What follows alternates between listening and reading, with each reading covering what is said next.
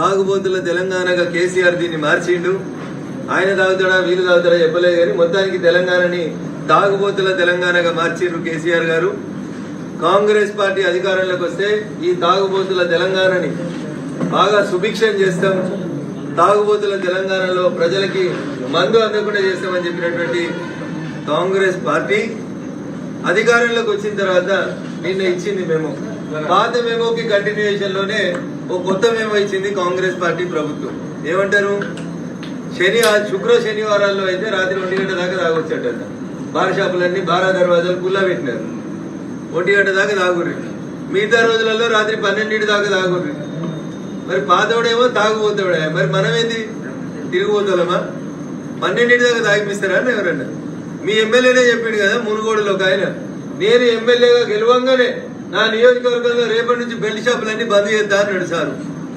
Congress party కూడా అధికారంలోకి వచ్చే కంటే ముందు, ఎలక్షన్ల కంటే ముందు చెప్పింది మొత్తం బెల్ట్ షాపులు బంద్ చేస్తాం, తాగుబోతుల తెలంగాణలో యువకులు దారి తప్పుతున్నారు, నేరాల సంఖ్య పెరుగుతుంది, కాపాడుతాము అని చెప్పారు. కాపాడినా లేదా వాళ్ళకే తెలియాలి. కానీ కొత్తగా ఏం చేసిరన్న, 12 దాకా రాత్రి 1 గంట దాకా పర్మిషన్లు ఇస్తూ మెమోలు జారీ చేసిరు. గత ప్రభుత్వం ఇచ్చిన అన్ని రద్దు చేస్తామని చెప్పినటువంటి రేవంత్ రెడ్డి గారు మరి ఈ మెమో విషయం లోపల మాత్రం చాలా మంచిగా చెప్పిండు. హైదరాబాద్ సిటీ పోలీస్ కమిషనర్ నిన్న ఒక మెమో పోలీస్ డిపార్ట్మెంట్ తరఫున ఒక మెమో రిలీజ్ చేస్తారు తెలంగాణ ప్రభుత్వం. దీంట్లో ఏం చెప్తారన్న, సెకండ్ పాయింట్ లో చెప్తారు, GOMS నెంబర్ 86. ఇది ఆగస్టు 1వ తారీఖు 2023లో అప్పటి టీఆర్ఎస్ ప్రభుత్వం తెచ్చినటువంటి జీవో. దీన్ని కంటిన్యూ చేస్తే ఏమంటారు వీళ్ళు, the government vide reference to cited as permitted the business hours of the liquor shops అంటే wine shops between 10 AM to 11 PM. 13 గంటలు బారా దర్వాజా కుల్లా అన్నారు. ఎక్కడెక్కడ ఇది? ఇన్ GHMC భాగ్యనగరంలో కూడా పొద్దుగాల 10కి మొదలు పెడితే రాత్రి 11 దాకా వైన్ షాపులన్నీ కుల్లా. ఇది ఒక GO. And peripheral areas, GHMC పక్కనున్న పెరిఫెరల్ ఏరియాస్ లో కూడా మీరు 13 గంటల పాటు మీకు వైన్ షాప్స్ కంప్లీట్ గా అందుబాటులో ఉంటాయని చెప్పినారు. ఆగస్టు 1, 2023 అప్పటి బీఆర్ఎస్ ప్రభుత్వం ఇచ్చిన జీవోని రెఫర్ చేస్తూ మళ్ళీ ఇప్పుడు మెమో ఇచ్చిర్రు పాయింట్ నెంబర్ 2లో. పాయింట్ నెంబర్ 3లో ఏమంటాడన్నా, ఇంకా timings of week days excluding Friday and Saturday 10 AM to 12 midnight 12 దాకానన్నా. శుక్ర శనివారాలు తప్ప మిగతా రోజులలో పొద్దుగాల 10 నుంచి రాత్రి 12 దాకా తాగుండ్రి, తూగుండ్రి. 12 గంటల తర్వాత పోలీసులు టెస్ట్ చేస్తే అది పెట్టి ఊదితే మళ్ళీ ఇంకొక రకంగా ఇన్కమ్ ఇచ్చేది ప్రభుత్వానికి. అంటే రాష్ట్ర ప్రభుత్వాన్ని నడిపేందుకు ఖజానా లేని కారణం చేత ఇటు మందమ్మి అటు ట్రాఫిక్ పోలీసులను పెట్టి 2 రకాలుగా కూడా ప్రభుత్వం ఆదాయాన్ని పెంచుకోవాలని చూస్తుంది. ఇంకా బంపర్ ఆఫర్ ఇచ్చిరన్న వీకెండ్ లా శుక్రవారం శనివారం 2 రోజులు పొద్దుగాల 10 నుంచి రాత్రి 1 గంట దాకా తాగమన్నారన్న. 10 to 1 అట.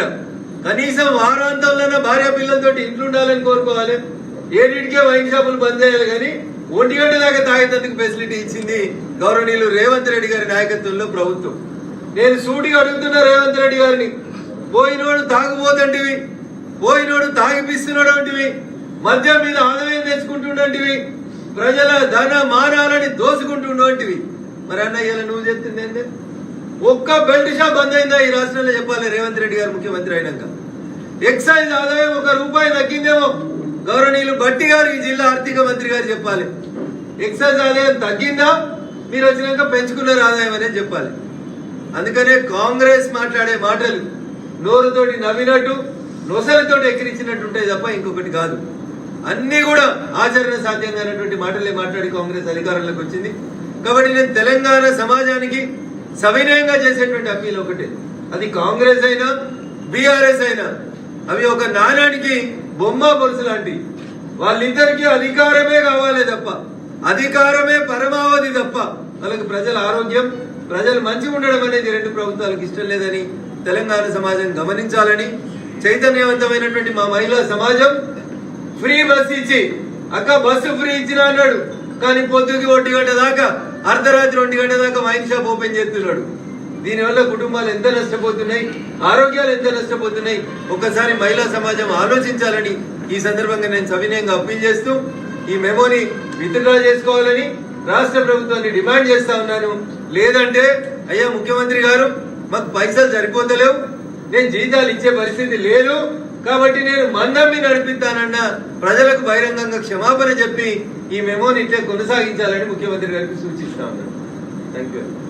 ప్రధానంగా అంటే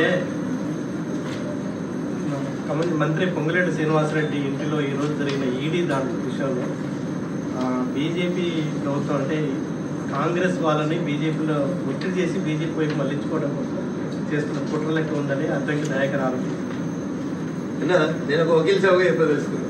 చట్టం తన పని తాను చేసుకొని పోవాలని కాంగ్రెస్ పార్టీ కూడా కోరుకుంటుంది. చట్టం ముందు అందరూ సమానమైనది కూడా చాలా సందర్భాల లోపల అందరం చెప్తాం, అందరు ముఖ్యమంత్రులు చెప్తారు. ఇప్పుడు రేవంత్ రెడ్డి గారు కూడా చెప్తున్నారు హైడ్రా తన పని తాను చేసుకోపోతుందని చెప్తున్నాడు. చట్టం ముందు అందరు సమానమే అని చెప్తున్నారు. మరి పొంగులేటి గారి ఇంటి మీద ఈడీ రైడ్లు ఐటో రైడ్లు అయితే ఇలా కొత్తగా అయినాయి అన్న, ఇలా ఫస్ట్ టైం అయిందా అన్న ఇంటి మీద రైడ్ చాలా సార్లు అయింది. ఇన్కమ్ ట్యాక్స్ ఎగ్గొట్టిన వాళ్ళ మీద, అక్రమంగా వ్యాపారం చేసిన వాళ్ళ మీద, ఇల్లీగల్ గా విదేశాలకు వెళ్ళి గడియారాలు తెచ్చుకున్న వాళ్ళ మీద, తెచ్చిన గడియారాలకు లెక్కలు చెప్పిన వాళ్ళ మీద కేసులు అవుతాయి. అంత సాఫ్సీగా ఉండి కుల్లా ఉంటే భయపడ్డాడు ఎందుకన్నా?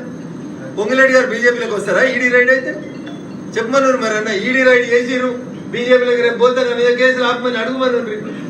ఎంత అన్యాయం ఉందంటే ఈడీ రైడ్ అనేది చట్ట ప్రకారం జరుగుతున్నటువంటి ప్రక్రియ. దానికి ఏదో మా పార్టీలోకి వస్తే మేమేదో కేసులు ఇచ్చేస్తామని చెప్పడానికి చేస్తున్నాం అన్నట్టు మాట్లాడడం అనేది బాధాకరం, దురదృష్టకరం. పొంగులేటి గారి ఇంటి మీద జరిగినటువంటి ఈడీ రైళ్లకి భారతీయ జనతా పార్టీకి ఎట్లాంటి సంబంధం లేదు. మీ వ్యాపారంలో, మీ కుమారుని వ్యాపారంలో ఎక్కడైనా ఇబ్బందులు ఉంటే దానికి సంబంధించి ఏమైనా కంప్లైంట్లు వస్తే అది ఐటీ అయినా ఈడీ అయినా ఇంకెవరైనా రైడ్ చేస్తారు తప్ప దానికి భారతీయ జనతా పార్టీకి ఎట్లాంటి సంబంధం లేదు. ఆడలేక మధ్యలో ఓడినట్టు చేసిన తప్పులు, తీసుకున్న అప్పులు, అక్రమంగా విదేశాలకు వెళ్ళి తెచ్చుకుంటున్నటువంటి లోన్లు, డబ్బులు ఇంకేమన్నా ఉంటే బరాబర్ ఈడీ వస్తుంది. దాని గురించి భయపడాల్సినటువంటి అవసరం లేదు. ఏం లేకపోతే కడిగిన ముత్యం వల్ల బయటకు వస్తారు, ప్రశాంతంగా ఉండండి. ఏదైనా తప్పు చేస్తే ఖచ్చితంగా కటకటాలు లెక్క పెట్టాల్సిన సందర్భం వచ్చినప్పుడు దానికి చట్టం ముందు అందరూ సమానమే. మీరు, మేము, ఈ పార్టీ, ఆ పార్టీ, ఎర్ర జెండా, పచ్చ జెండా, 3 రంగులు, 2 రంగులు, దానికి చట్టంకి ఏమి ఉండయన్న. రంగు, రుచి, వాసన ఉండదు చట్టానికి. ఎవరి మీద కేసు నిర్దేశించబడినప్పుడు ముందుకు పోతే ఏమంటుంది? చట్టం తరపున తాను చేసుకుంటూ పోతాం.